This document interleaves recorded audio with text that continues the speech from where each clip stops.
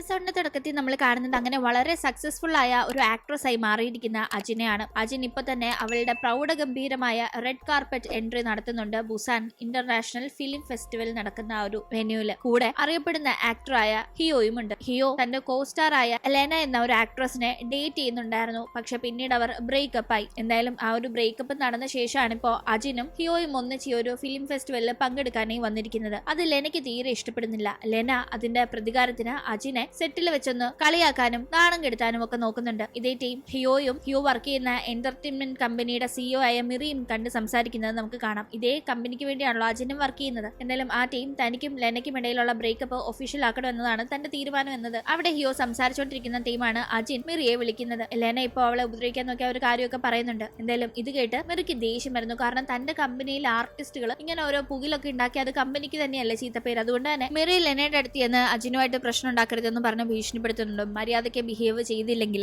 ലെനയുടെ past ഒക്കെ ചിക്കി ചകഞ്ഞെടുക്കാനുള്ള എല്ലാവിധ തെളിവും തന്റെ ഉണ്ടെന്നൊക്കെ പറഞ്ഞ് ഭീഷണിപ്പെടുത്തുന്നുണ്ട്. മറ്റൊന്നുമല്ല, മുന്നേ നമ്മളൊരു സീനിൽ കണ്ടില്ലായിരുന്നോ, ഒരു സിനിമാ നടി ആക്സിഡന്റ് ഉണ്ടാക്കുകയും പക്ഷെ പിന്നീട് അവരുടെ കമ്പനി നാളെത്തി മറ്റൊരാളെ ആ ഒരു കുറ്റം ഏറ്റെടുപ്പിച്ച് അവരെ രക്ഷപ്പെടുത്തുന്നതൊക്കെ. ആക്ച്വലി അതേ നടി തന്നെയാണ് ഈ നടി. ലെന അന്ന് മിറിയുടെ കമ്പനിയുടെ ഒരു ആക്ട്രസ് തന്നെയായിരുന്നു. എന്തായാലും ഇപ്പൊ ഈ കാര്യങ്ങളൊക്കെ ഇവിടെ അവർ വീണ്ടും പറയുകയും ലെനയെ അങ്ങനെ ബ്ലാക്ക്മെയിൽ ചെയ്തവരെ ഭീഷണിപ്പെടുത്തുകയും ചെയ്യുന്നു. പിന്നീട് അജിൻ ആളുടെ മാനേജറുമായി ലെനയുടെ കാര്യങ്ങളെ പറ്റി സംസാരിക്കുമ്പോഴാണ് മിറിയുടെ കയ്യിൽ അവരുടെ കമ്പനിയിലെ എല്ലാ ആർട്ടിസ്റ്റുകളെ പറ്റിയുള്ള ഭീഷണിപ്പെടുത്താൻ പറ്റുന്ന രീതിക്കുള്ള ചില രേഖകളുണ്ടെന്നും അവരതൊക്കെ സൂക്ഷിച്ചു വെച്ചിരിക്കുകയാണെന്നും ആ കാര്യം പറഞ്ഞു ഓരോ ആർട്ടിസ്റ്റുകളെയും എന്തെങ്കിലും പ്രശ്നം ഉണ്ടാവുമ്പോൾ അല്ലെങ്കിൽ അവർക്ക് ഇഷ്ടപ്പെടാത്ത രീതിയിൽ ഈ ആർട്ടിസ്റ്റുകൾ പെരുമാറുമ്പോൾ ഒക്കെ വരുതിക്ക് നിർത്താനായി മിറിക്ക് സാധിക്കാറുണ്ടെന്നുമുള്ള കാര്യങ്ങളൊക്കെ അവിടെ പറയുന്നുണ്ട്. പിന്നീട് അജിനും ലെനയും ഒരു സലൂണിൽ വെച്ച് കാണുമ്പോൾ അപ്പോഴും അവർക്കിടയിൽ ചില വാക്കേറ്റങ്ങളൊക്കെ ഉണ്ടാവുന്നു. അങ്ങനെ കാര്യങ്ങൾ മുന്നോട്ട് പോകുന്ന ഈ ഒരു സമയത്ത് നമുക്ക് കിമ്മിനെ കാണാം. കിമ്മിനെ ഇപ്പോ റിലീസ് ചെയ്തിരിക്കുകയാണ് ജയിലിൽ നിന്ന്. അവൻ മുന്നേ അച്ഛനെ കൊന്നിരുന്നല്ലോ, ആ ഒരു കേസിലൊക്കെ പെട്ട് ജയിലിലായിരുന്നല്ലോ. അങ്ങനെ ജയിലിൽ നിന്ന് പുറത്തെത്തിയ കിം ഒരു ഡെലിവറി മാനായി വർക്ക് ചെയ്യാണ്. ജോലി ചെയ്യുന്നതിന്റെ ഇടയിൽ വളരെ യാദൃശികമായി അജിനെ കാണാനായി കിമ്മിന് ഒരു അവസരം ഉണ്ടാവുന്നുണ്ടെങ്കിലും അവൻ മുഖം വെളിപ്പെടുത്തുന്നില്ല. അജിൻ അവനെ ഒട്ടും മനസ്സിലായതുമില്ല. അപ്പോഴേക്കും ജുൻസിയോയെ നമ്മൾ കാണുമ്പോൾ അവൻ ഒരു തൂലികാ നാമത്തില് വലിയൊരു അറിയപ്പെടുന്ന എഴുത്തുകാരനായി മാറിയിരിക്കുന്നു. യുൻസിയോക്ക് എന്നതാണ് അവന്റെ ബുക്കൊക്കെ എഴുതുമ്പോൾ അവൻ എടുത്തിരിക്കുന്ന പേര്. അവന്റെ സ്വന്തം പേരിലല്ല ബുക്ക് എഴുതുന്നത്, ഈ ഒരു പേരിലാണ് അവൻ ബുക്കുകൾ എഴുതുന്നത്. അതും ഇപ്പൊ എഴുതിയിരിക്കുന്ന ബുക്കിന്റെ പേര് കോ ഒഫൻഡർ വൈ എന്നതാണ്. അതിൽ പറഞ്ഞിരിക്കുന്നത് നമ്മുടെ അജിന്റെ കഥയുമാണ്. അജിന്റെ കാര്യങ്ങളൊക്കെ ജുൻസിയോയ്ക്ക് നന്നായി അറിയാലോ. അവൾ മറ്റുള്ളവരെ കാര്യം കാണാൻ ഉപയോഗിക്കുന്നതും അവനെ അവൾ യൂസ് ചെയ്തതും എല്ലാം തന്നെ അവൻ അറിയാലോ. അപ്പൊ ഇതുവരെ അവൻ അറിയാവുന്ന എല്ലാ കാര്യങ്ങളും അവൻ ആ ഒരു ബുക്കിൽ എഴുതിയിട്ടുണ്ട്. പക്ഷെ അത് അജിനാണെന്ന് മറ്റുള്ളവർക്ക് പെട്ടെന്ന് വായിക്കുമ്പോൾ മനസ്സിലാവുന്ന രീതിയിലാണോ എന്നറിയില്ല. എന്തായാലും അങ്ങനെ അജിനെ പറ്റി ഒരു ബുക്ക് അവൻ എഴുതിയിട്ടുണ്ടെന്ന് മാത്രം മനസ്സിലാക്കാം. ജുൻസിയോയുടെ അമ്മയാകട്ടെ കയ്യിലെ കാശൊക്കെ അടിച്ചു പൊളിച്ചു കളഞ്ഞ് ഇപ്പൊ ആകെപ്പാടെ കടക്കെണിയിൽ പെട്ടിരിക്കുകയാണ്. ഹസ്ബൻഡിന്റെ അച്ഛന്റെ കൈ കുറെ കാശുണ്ടെന്ന് കണ്ട് ആ ഒരു കാശിന് വേണ്ടി പല പണി പയറ്റി നോക്കിയിട്ടും ജുൻസിയോയുടെ മുത്തശ്ശൻ കാശൊന്നും കൊടുക്കാതെ അവരെ ചവിട്ടി പുറത്താക്കുന്നുണ്ട്. ആക്ച്വലി ആ മുത്തശ്ശനും മകനെ നഷ്ടപ്പെടാൻ കാരണം തന്നെ ഈ ലേഡിയാണ്. ഇവരെന്തോ ഒരു രീതിയിൽ പിടിക്കപ്പെടാത്ത കണക്ക് കൊന്നു കളഞ്ഞതാണ്. അതായത് ജുൻസിയുടെ അച്ഛനെ ജുൻസിയുടെ അമ്മ തന്നെ കൊന്നാണെന്ന് നമുക്കറിയാം. അവർക്ക് കാശ് മാത്രം മതിയായിരുന്നു. എന്തായാലും ഇപ്പൊ ആ കാശ് പോലും ഇല്ലാണ്ട് അവർ ആകെ തെരുവിലായ അവസ്ഥയാണ്. അപ്പോഴേക്കും കിമ്മാകട്ടെ അവന്റെ അനിയനെ നോക്കാനായി അവൻ ഏൽപ്പിച്ചിരുന്ന ആന്റിയെ കാണാനായി പോകുന്നുണ്ട്. അനിയനെ നോക്കിയതിന് ആന്റിക്ക് കുറച്ച് കാശൊക്കെ അവൻ കൊടുക്കാൻ നോക്കുന്നുണ്ടെങ്കിലും ആന്റിക്ക് തീരെ താല്പര്യം ഉണ്ടായിരുന്നില്ല ഈ അനിയൻ സ്വന്തം അച്ഛനെ കൊന്ന അവന്റെ ചേട്ടനെ കാണുന്നതിനോട്. അതുകൊണ്ട് തന്നെ വേഗം തന്നെ കിമ്മിനെ അവിടെ നിന്ന് ഓടിച്ചു വിടുന്നുണ്ട്. കിം അങ്ങനെ വലിയ സങ്കടത്തില് ആന്റിയുടെ വീട്ടിൽ നിന്ന് ഇറങ്ങുന്ന ടീം ആന്റിയും സങ്കടപ്പെട്ട് കരയുന്നത് നമുക്ക് കാണാം. അനിയന്റെ ഭാവി ഓർത്ത് അവനെ കിമ്മിൽ നിന്ന് അകറ്റുന്നതാകാം. എന്തായാലും പുറത്തേക്ക് ഇറങ്ങുന്ന കിം അവിടെ അനിയനെ കാണുന്നുണ്ടെങ്കിലും മുന്നോട്ട് ചെല്ലാതെ മാറി നിന്ന് നോക്കുന്നതേ ഉള്ളൂ. ഇപ്പൊ ഓതറായ ജുൻസിയോ ഒരു റിപ്പോർട്ടർക്ക് ഇന്റർവ്യൂ കൊടുക്കാനായി പോകുന്നുണ്ട്. അതേ സ്ഥലത്ത് തന്നെ അജിൻ ഫിലിം ഷൂട്ടിങ്ങിനായി എത്തിയിട്ടുണ്ടായിരുന്നു. അജിൻ മാത്രമല്ല അജിന്റെ ക്രൂ ഉണ്ട്. അവിടെ വെച്ച് ജുൻസിയോ അജിനെ കാണുമ്പോൾ ഭയങ്കര ഇമോഷണൽ ആയാണ് നോക്കുന്നത്. അവൻ അവളോട് ഉള്ളിൽ തട്ടിയ സ്നേഹമായിരുന്നല്ലോ. പക്ഷെ അവളും അവിടെ വെച്ച് അവനെ കണ്ടു നോക്കുന്ന ടീം അവളുടെ മുഖത്ത് യാതൊരു ഭാവവ്യത്യാസമില്ല. അതായത് ആലുവ മണപ്പുറത്ത് വെച്ച് ജുൻസിയോയെ കണ്ടതായോ അല്ലെങ്കിൽ അവനെ അവളുടെ പല കാര്യങ്ങൾക്ക് യൂസ് ചെയ്ത് ഉപേക്ഷിച്ച ആ ഒരു സഹതാപം ഒന്നും തന്നെ അവളുടെ മുഖത്തില്ല. എന്നാലും അവരിങ്ങനെ നോക്കി നിൽക്കുന്ന കാഴ്ച അവിടെ ലെന ശ്രദ്ധിക്കുന്നുണ്ട്. ജുൻസിയോ അങ്ങനെ ഭയങ്കര കണ്ണൊക്കെ നിറഞ്ഞ് അജിനെ തന്നെ ഇങ്ങനെ ദൂരെ നിന്ന് നോക്കി നിൽക്കുമ്പോൾ അങ്ങോട്ടേക്ക് ജുൻസിയോയെ കാണാനായി എത്തി അവന്റെ അമ്മ അത് കാണുകയും എന്റെ ദൈവമേ ഇവൻ വീണ്ടും ഇവളുടെ പുറകെ പോകാനുള്ള പരിപാടിയാണോ എന്ന് ടെൻഷനായി അവൻ അവിടുന്ന് പിടിച്ചു വലിച്ചുകൊണ്ട് പോകുന്നതും അവള് കാരണമല്ല നിന്റെ ജീവിതം ഇങ്ങനെയൊക്കെ ആയത്, നിനക്ക് വേറെ പണിയൊന്നും ഇല്ലെന്നൊക്കെ ചോദിച്ച് അവളെ കുറ്റപ്പെടുത്തി അവനോട് സംസാരിക്കുന്നതും ലെന ശ്രദ്ധിക്കുന്നുണ്ട്. ലെനയ്ക്ക് അപ്പോൾ ഇവർക്കിടയിൽ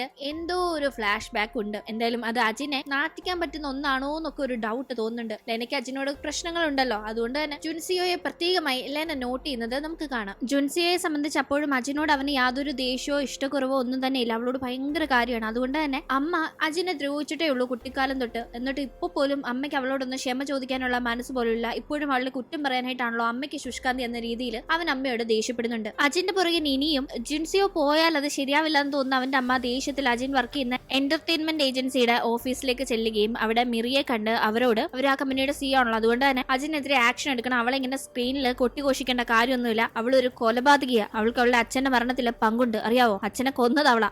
അവളെ ഇങ്ങനെ സ്ക്രീനിലൊക്കെ വലിയ സംഭവമായിട്ട് നിങ്ങൾ കൊട്ടിഘോഷിക്കേണ്ട കാര്യമൊന്നുമില്ല എന്നൊക്കെ പറഞ്ഞ് അവൾക്കെതിരെ ഷൗട്ട് ചെയ്യുകയും ചെയ്യുന്നുണ്ട്. എന്തായാലും ആ സമയത്ത് അജിൻ അവിടേക്ക് വരുന്നത് കാണുന്ന അവരാകട്ടെ പെട്ടെന്ന് തന്നെ അവിടെ നിന്ന് ഒന്നും മിണ്ടാതെ പോവുകയും ചെയ്യുന്നു. മിറി ആകട്ടെ അവർ ഈ പറഞ്ഞ കാര്യങ്ങളൊന്നും കാര്യമാക്കുന്നില്ല. കാരണം മിറിക്ക് ഓൾറെഡി അജിന്റെ കാര്യങ്ങൾ അറിയാലോ. പിന്നെ മിറിയാണ് ആ ഒരു കേസിൽ നിന്ന് അജിനെ രക്ഷപ്പെടുത്തിയത്. അതിന്റെ ഡീറ്റെയിൽസ് ഒക്കെ അവർ അന്ന് തന്നെ കാശ് കൊടുത്ത് വാങ്ങി. മുന്നേ അജിന്റെ മാനേജർ പറഞ്ഞ കണക്ക് ഇവരുടെ കമ്പനിയിലെ ആർട്ടിസ്റ്റുകളുടെ വളരെ ഡാർക്ക് ആയ രഹസ്യങ്ങൾ സൂക്ഷിച്ചിരിക്കുന്ന അതേ കണക്ക് തന്നെ അജിന്റെ ഈ ഡീറ്റെയിൽസും സൂക്ഷിച്ചിട്ടുണ്ട്. ഇൻ കേസ് അവളെ ഭാവിയിൽ ഭീഷണിപ്പെടുത്തേണ്ടി വന്നാൽ അതിന് ഉപയോഗിക്കാനായി തന്നെ. അതുകൊണ്ട് മിറി ഇത് വലിയ കാര്യമാക്കുന്നില്ല. അജിനാകട്ടെ തന്നെ കണ്ട് കുറ്റം പറഞ്ഞ ജുൻസിയുടെ അമ്മ അവിടെ നിന്ന് പോകുന്നതിന് മുന്നേ എന്തിനാ ഇവിടെ വന്നത് എന്നവരോട് ചോദിക്കുമ്പോഴേക്കും നിന്നെ കാണാൻ എനിക്ക് തീരെ താല്പര്യമില്ല, ടിവിയിൽ പോലും നിന്റെ മോന്ത കാണുന്നതിനോട് എനിക്ക് താല്പര്യമില്ല, അതൊന്നും കൂടി അവസാനിപ്പിക്കാൻ വേണ്ടി തന്നെയാ വന്ന് പറഞ്ഞെന്ന് പറഞ്ഞാണ് അവരവിടെ നിന്ന് പോകുന്നത്. അങ്ങനെ ഈ ഒരു കോൺവെർസേഷനും ലെന കേട്ടിരുന്നു. ഇത് അവളുടെ സ്റ്റെപ്പ് മദർ ആണെന്ന കാര്യം ലെനയ്ക്ക് മനസ്സിലാവുന്നുണ്ട്. അതുകൊണ്ട് തന്നെ അജിന്റെ അടുത്തേക്ക് ചെന്ന് നിന്റെ പാസ്റ്റ് തീരെ ശരിയല്ലെന്ന് തോന്നുന്നല്ലോ, എന്തായാലും അത് ചിക്കിച്ചെഞ്ഞെടുക്കാൻ എനിക്ക് വല്ലാത്തൊരു ഇൻട്രസ്റ്റ് തോന്നുന്നുണ്ടെന്നൊക്കെ ലെന പറയുമ്പോൾ എന്റെ പാസ്റ്റ് കൂടുതൽ ചിക്കിച്ചെയ്യാൻ പോയാൽ അത് നിനക്ക് തന്നെ പ്രശ്നമാവും, സൂക്ഷിച്ചു നിന്നോളാനായി അജിൻ അവിടെ സംസാരിക്കുന്നുണ്ട്. എന്തായാലും അതിന്റെ ആ ഒരു ഭീകരത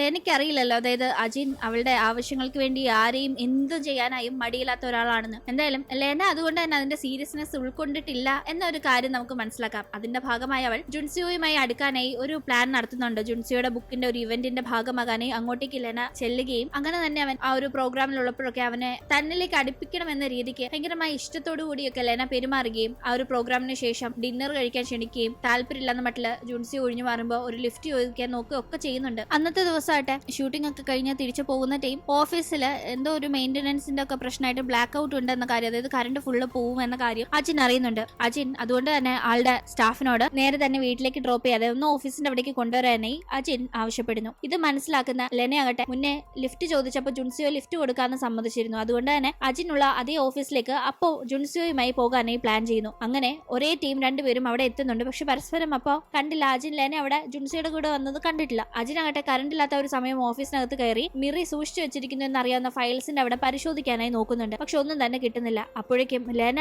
ആ ഒരു ഫയല് കൈക്കലാക്കുന്നു. അതായത് അജിന്റെ രഹസ്യമുള്ള ഫയലും ഒപ്പം ലെനയുടെ തന്നെ രഹസ്യങ്ങൾ മിറി സൂക്ഷിച്ചു വെച്ചിരിക്കുന്ന ഫയലും. എന്നിട്ട് അത് അജിനെ കാണിച്ച് ഭീഷണിപ്പെടുത്താനായി നോക്കുന്നുണ്ട്. തന്നോട് മാപ്പ് പറയാനും കാലി വീഴാനും ഒക്കെ അജിനോട് ആവശ്യപ്പെടുന്ന മിറി അതിന്റെ പേരിൽ അജിനെ അടിക്കുന്ന പോലും ഉണ്ട്. ഈ നടക്കുന്ന സംഭവം പാർക്കിംഗ് ഏരിയയുടെ അവിടെ വെച്ചാണ്. അതുകൊണ്ട് തന്നെ അത് ജുൻസിയോ കാണുന്നുണ്ടെങ്കിലും അവനത് തടയാനായി ശ്രമിക്കുന്നുണ്ടെങ്കിലും ലെന ജുൻസിയോയെ തടയുന്നു. ജുൻസിയോയ്ക്ക് ഒന്നും അപ്പൊ ചെയ്യാൻ സാധിച്ചില്ലെങ്കിലും അവന്റെ കണ്ണുകൾ അജിന്റെ ആ ഒരു അവസ്ഥ കണ്ട് നിറഞ്ഞൊഴുകുന്നുണ്ടായിരുന്നു. അജിനാകട്ടെ തന്റെ വലിയ രഹസ്യമടങ്ങുന്ന ഡോക്യുമെന്റ് ഇപ്പോൾ ലെനയുടെ കയ്യിലുണ്ടെന്ന് മനസ്സിലാക്കിയിട്ടും ലെനയോടൊപ്പം മാപ്പ് ചോദിക്കാനായി തയ്യാറില്ല. ലെന അതിന്റെ പേരിൽ അജിനോട് ഭയങ്കരമായി ഷൗട്ട് ചെയ്ത് 2-3 അടിയും കൂടി കൊടുത്താണ് അവിടെ നിന്ന് പോകുന്നത്. പിന്നീട് ലെന ജുൻസിയോട് ചോദിക്കുന്നത് വരാൻ പോകുന്ന എന്റർടൈൻമെന്റ്സ് ആനിവേഴ്സറി പാർട്ടിയിൽ തന്റെ പാർട്ട്ണറായി പങ്കെടുക്കാമോ എന്നാണ്. മറ്റൊന്നുമല്ല, എന്റെ എക്സ് ബോയ് ഫ്രണ്ടും പാർട്ടിക്ക് വരും. അവന്റെ മുന്നിൽ എനിക്കൊന്ന് ഷൈൻ ചെയ്യണം. നിങ്ങളിപ്പോ അറിയപ്പെടുന്ന ഒരു ഓതറൊക്കെ ആണല്ലോ. അപ്പൊ നിങ്ങൾ എന്റെ ബോയ് ഫ്രണ്ടായി വന്നാൽ അത് എനിക്ക് വലിയൊരു ഗമയായിരിക്കും എന്റെ എക്സിന്റെ മുന്നിൽ. പിന്നെ ആ പാർട്ടിയിൽ അജിനും പങ്കെടുക്കുന്നുണ്ട്. അപ്പോ അവളെ നിങ്ങൾക്കൊന്ന് എരിപിരി കയറ്റാനായി എന്റെ ബോയ് ഫ്രണ്ടായി വന്നാൽ അത് നല്ലൊരു അവസരമായിരിക്കും എന്നൊക്കെ പറയുന്നു. എന്തായാലും ജുൻസിയോ എന്താണ് അപ്പൊ പറയുന്നതെന്ന് നമുക്കറിയില്ല. പിന്നീട് ആ പാർട്ടിയുടെ ദിവസം നമ്മൾ കാണുമ്പോഴേക്കും സെലിബ്രേഷൻസ് ഒക്കെ തകൃതിയിൽ നടക്കാണ്. അവിടെ ഹിയോ ഉണ്ട്, നമ്മുടെ ലെനയുടെ എക്സ് ബോയ് ഫ്രണ്ട്. ആൾക്ക് എന്തോ ഒരു വയ്യാഴികയുണ്ട്. അതിന് വേണ്ടി എന്തോ ഒരു മരുന്നൊക്കെ എടുക്കാനായി കുറച്ച് പാടുപെടുമ്പോൾ അജിനാണ് അത് കണ്ട് ഹെൽപ്പ് ചെയ്യുന്നത്. എന്താണ് അസുഖം എന്ന് ഇപ്പൊ അറിയില്ല. എന്തായാലും എന്തോ ഒരു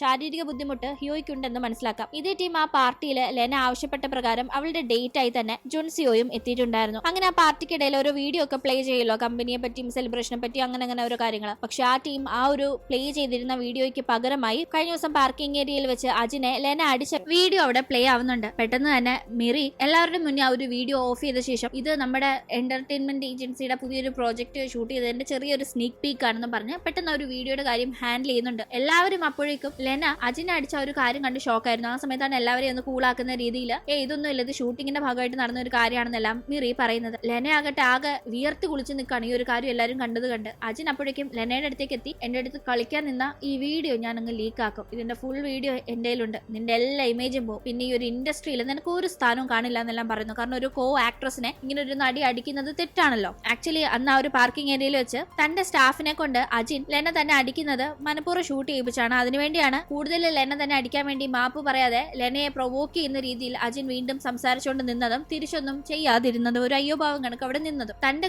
മാനേജർ തന്നെ പറ്റിയുള്ള കാര്യങ്ങൾ ലെനയ്ക്ക് ചോർത്തി കൊടുക്കുന്നുണ്ടെന്ന് മനസ്സിലാക്കിയ അജിൻ അവരെ തന്നെ ഉപയോഗിച്ചാണ് ലെനയ്ക്ക് പണി കൊടുക്കുന്ന രീതിയിൽ ഇപ്പൊ ഇങ്ങനെ ഒരു വീഡിയോ ഷൂട്ട് ചെയ്തതും. അജിന്റെ ബുദ്ധി അപാരം തന്നെയല്ലേ. എന്തായാലും ഇങ്ങനെ ആ പാർട്ടിയിൽ ലെനയെ ഒന്ന് തോൽപ്പിക്കാൻ കിട്ടിയ ആ ഒരു സന്തോഷത്തില് അജിൻ നിൽക്കുന്ന സമയത്താണ് അവിടെ വെച്ച് ആ ഒരു പോലീസുകാരനെ അജിൻ വീണ്ടും കാണുന്നത്. അജിന്റെ ആ ഒരു കേസ് അന്വേഷിച്ചിരുന്നില്ല, അച്ഛന്റെ മരണം അല്ല അച്ഛന്റെ കൊലപാതകം, ആ കേസ് അന്വേഷിച്ചതിൽ അജിന് പങ്കുണ്ടെന്ന് മനസ്സിലാക്കിയ ആ ഒരു പോലീസുകാരനെ പക്ഷെ പിന്നീട് ഇടപെട്ട് മാറ്റിയിരുന്നല്ലോ. ആളെ കൊടുക്കാനായിട്ടും അജിൻ നോക്കിയിരുന്നു. അജിന് അയാൾ കൊടുക്കുമെന്ന് മനസ്സിലായപ്പോ എന്തായാലും അയാൾക്ക് അജിനോട് വലിയ പകയുണ്ട്. അയാൾ ഇപ്പൊ ഇവിടെ ഒരു വെയിറ്ററിനെ കണക്ക് നിൽക്കാണ്. അജിനോട് ഞാൻ നിന്റെ പുറകെ ഒന്നും മാറിയിട്ടില്ല, നിന്നെ പൂട്ടാനായിട്ടുള്ള തെളിവുകൾ ഞാൻ ശേഖരിച്ചോണ്ടിരിക്കുകയാണെന്നെല്ലാം പറഞ്ഞ അയാൾ പോകുമ്പോ അജിൻ ഒന്ന് ഞെട്ടിയിരുന്നു. കാരണം ആ കേസ് വിടാതെ ഇപ്പോഴും തന്റെ പുറകെ ഉണ്ടെന്ന് അജിൻ അപ്പോഴാണ് തിരിച്ചറിയുന്നത്. എന്തായാലും ഇവർ തമ്മിൽ നടന്ന ആ ഒരു സംഭാഷണം ലെന ശ്രദ്ധിച്ചിരുന്നു. പക്ഷെ ലെനയ്ക്ക് അതൊരു പോലീസുകാരനാണെന്നോ അജിന്റെ അച്ഛന്റെ കേസ് മുന്നേ അന്വേഷിച്ചിരുന്ന ആളാണെന്നോ അറിയാത്തത് കൊണ്ട് അവളാകട്ടെ ഇയാൾ ആരാ, ഇയാളെ അജിൻ പേടിക്കുന്നുണ്ടല്ലോ, ഇയാളെ പറ്റി ഒന്ന് മനസ്സിലാക്കണമല്ലോ എന്ന രീതിക്ക് അയാളുടെ ഒരു ഫോട്ടോ എടുത്ത് ഇത് ആരാണെന്ന് അന്വേഷിക്കാനായുള്ള കാര്യങ്ങൾ ചെയ്യുന്നു. എന്തായാലും അവൾ അങ്ങനെ ആ ഫോട്ടോ എടുത്ത് വേറൊരാൾക്ക് അയച്ചു കൊടുത്ത് ഇയാൾ ആരാണെന്ന് അന്വേഷിച്ച് പറയണമെന്നൊക്കെ പറയുന്ന കാര്യങ്ങൾ ജുൻസിയോ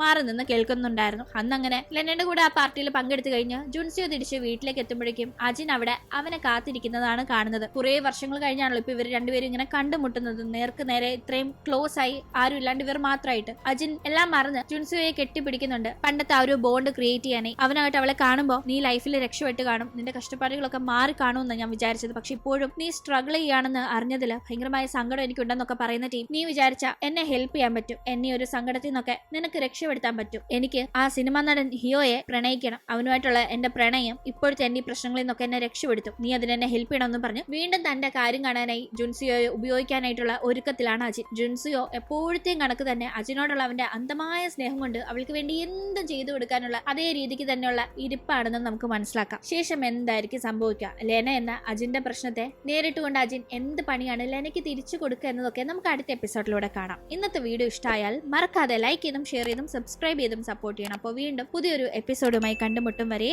ബൈ.